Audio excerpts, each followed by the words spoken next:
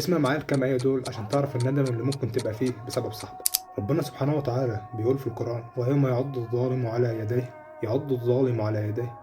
شايف الوصف عامل ازاي؟ ماسك ايده كده وبيعض عليها من كتر الندم والحسرة اللي هو فيها. يقول: يا ليتني اتخذت مع الرسول سبيلا.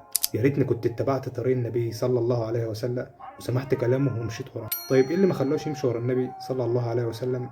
اسمع بيقول ايه.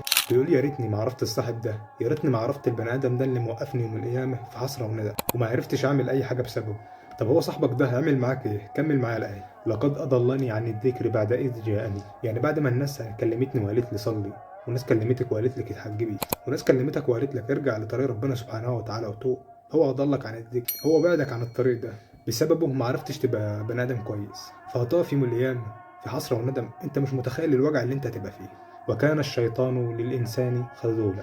الشيطان ده في التفسير اللي هو شياطين الإنس أو الجن. يعني ممكن صاحبك ده يبقى من شياطين الإنس اللي هم بيضلوا عن سبيل الله. زي لما أنت كده ربنا يهديك وتتوب وترجع لطريق ربنا سبحانه وتعالى، هو ما يخلكش تعمل عبادة بسبب إن هو يفضل يتريق عليك ويقول لك: إيه يا عم الشيخ، أنت نسيت نفسك ولا إيه؟ ويفضل يفكرك بالماضي.